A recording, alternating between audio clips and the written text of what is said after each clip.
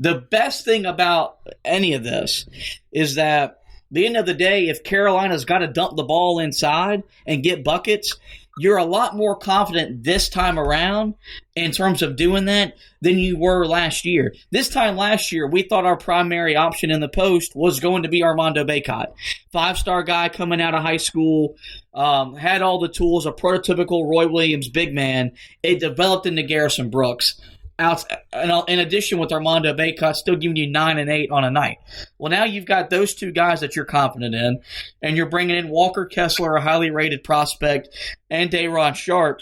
So now if Carolina doesn't have the perimeter shooting, at least you're more confident when you put the ball inside that you're gonna get buckets. Because if Carolina can't score, we know that they're not going to ever be good enough defensively to win games at a high level. So I think that's the thing that when I wrote the article last week, you didn't think about any of this. Now this guy leaves, and now the whole roster is kind of just in flux because you don't know what to do. One final thing I wanted to kind of touch on in terms of this, we were talking a little bit earlier. Is there maybe another transfer we could see coming? And if so, I mean, what does Carolina do? Because the two names that always get brought up are Andrew Platek and Sterling Manley. Right now, I don't think they can afford to lose either of those two guys.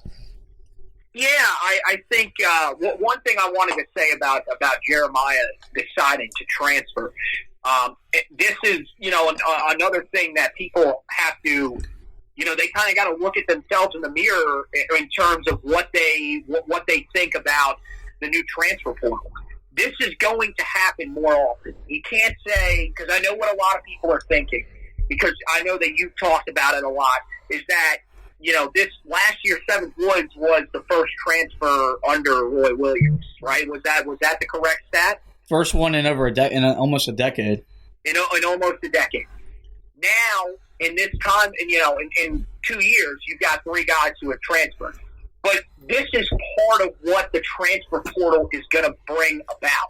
And, I mean, you can sit there and say that, it's not fair, all this kind of stuff. I mean, here's the thing. If you're not – it gets into athletes and stuff like that. But look, if you're going to give them the freedom to enter the transfer portal, then you can't get mad about this. And that's part of the reason why – it's going to be so difficult for people if they have to pick a side on this. But, we can't be overly angry with Francis for leaving. I mean, this is an option, and this is one that every guy has. And eventually, this may end up helping us out. We may get a guy that decides to leave a school, like Cam Johnson did with Pittsburgh or something like that, where we land a guy that can come in and contribute to us. And we can't really sit there and bash it because, I mean, the transfer portal will give it, the transfer portal will take it away. That's how it's going to work. So, it stinks, but people really need to just look at this and say, look, we shouldn't be on here criticizing this guy. He's making a decision that apparently is best for him. And if that's the way that he wants to go, you have to live with it. Why would you want a guy on the roster that's just there going through the motions if he really doesn't want to be there? So, that part of it is something that I think people need to take into account. And then when you're talking about the guys that could potentially transfer, those are the two names that we were kind of talking about. If there was another guy that would transfer, it would be one of them. I think Platek now is probably safer because he's going to be needed in some capacity. You're going to need him, like you said, to either become a better shooter or he's going to have to become a guy that can help you out at point guard. He's going to have to be able to bring the ball up, and he's going to have to find a way to be able to move the basketball the way that we're going to want our guys at point guard to move the basketball this year. Get back to driving the rim and kicking out to whichever big man you've got there that can help you inside to finish. So, I mean, I think with him, you're probably safe. Manley's interesting because now there's a new element to this. With Manley, we thought, okay, pretty much the only way he's going to transfer, or not transfer, but he would leave the program, is if he medically retired. Now he has a connection to Jeremiah Francis, though. They played at the same high school. They're very, very close. I don't know if maybe he looks to go with Francis wherever Francis goes. I mean, if there's an opportunity for him there, that could be interesting. And you still got to take into account that the medical retirement is still definitely a realistic thing that can happen, because we just haven't really heard anything positive in terms of news on his knee in about a year and a half. So that's the one that scares me the most. I think right now, most of those guys probably look and say, okay, we're still going to have a chance to be big contributors on this team next year. And now, I mean, you're talking about another free scholarship. I mean, we were talking about it earlier. That could end up going to a guy like Walker Miller at this point, because I don't know if there's anybody else that Carolina is going to be able to bring in. So, yeah, it's going to be another year where this team is going to have some talent. They've got to have guys that capitalize it, and they have got to have better injury luck, because if not, you're going to be in a similar, if not the same situation as this past year. Yeah, I'm right there with you. I think Playtech's role becomes more important. Therefore, it kind of makes it easier for him to stay, because you're not going to go anywhere else and probably find the kind of responsibility you're going to have at a blue blood school. And mainly, it's either probably you stay where you are because no one's going to take you because of your medical history, and then, like you said, medical retirement is still a very legitimate possibility for that young man. Let's move on to a much fun, more lighthearted topic, and that is the Last Dance documentary that started airing on Sunday night regarding Michael Jordan's legendary. It's going through the 97-98 season, but really we're learning a lot about his career in full. And this documentary got a lot of hype, and through the first 2 episodes lived up to the hype. We knew at some point there was going to be a part about his time in Chapel Hill, because you can't talk about MJ and not talk about what he did as a Tar Heel, winning a national championship, becoming the National Player of the Year, the number 3 pick in the '84 draft. And we got that in the first episode, and it was phenomenal. You got to see some stuff of him as a youth, some practice footage. You got to see Dean Smith talk about him as a freshman and talk about how when he showed up, he didn't know what to do. But by the time they got to the national title game, looked comfortable in his own skin. And, of course, he embodied that by knocking down the jumper to give the program a national championship. And we're not saying this because the podcast is aimed after Roy Williams and whatnot.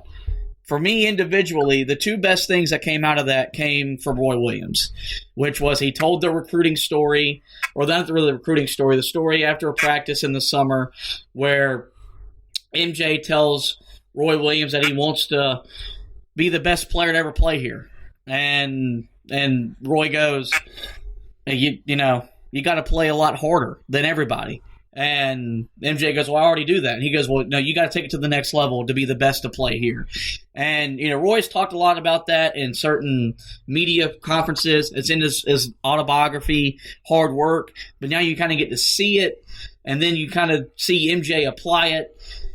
You made the comment, their competitiveness is kind of identical. You got one of the competitiveness of Roy Williams, the coach, who we believe is one of the greatest competitors we know in sports, and MJ on the court we regard as the most tough competitor we've ever seen on a sporting field.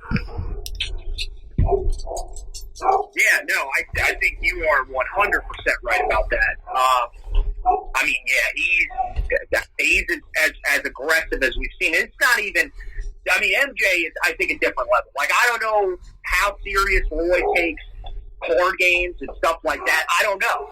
But, I mean, my God, when you look at the MJ doc, man, I mean, this guy takes everything seriously. But Roy, I mean, I'd be interested to hear a story. I'm assuming Roy has definitely golfed with Michael a few times. So I'd be interested to see, how the competitiveness is there. But, I mean, it's so awesome to see just so many different guys. But to hear Roy, being the guy that told, was talking with Michael about that, and really was one of the driving forces behind why he was what he was at the college level, a guy that just kept improving each and every year, is just amazing. And, the best quote, I think, of the first episode came from Roy Williams. And, I mean, maybe it ends up being the best quote of the entire series. But, oh, yeah, it was just awesome seeing all those guys, seeing some of the former players on there talking about him. And it's great to always see, Chapel Hill and whenever they go through and talk about Michael, because you get that feeling where, you're just like, you know what, the GOAT actually played here, and he was just that good. And he still, it was cool not only to see, that story, but then to see when he injures himself in '86, he actually went to Carolina and was practicing there. Nobody knew about it, and, they were pretty pissed that was actually happening. But, no, it was just awesome to see, this guy, goes back there and works hard. He's not a guy that, it's kind of how we see him now, is like this new, next level type of guy. Like, pretty much, I think most people believe when he left Chapel Hill, he just never really came back until his career was over and everything like that. That wasn't the case. He came back and would go through some of the off-season stuff there and everything like that. And it's awesome to get a look at that, to be able to focus on not only the shot in '82, but all the other stuff that he was able to do throughout his career. It was a really fun look at everything that was going on. Yeah, and the story about him coming back to campus in '86, I didn't even know about that. I never knew that happened during the injury. So that was cool. And the quote you're talking about is when Roy says that MJ is the only player that could ever turn it on and off, and he never frickin' turned it off. That's prime Roy Williams, because he says frickin'. All the people that wrote the quote said frickin'. He didn't say frickin'. He said frickin'.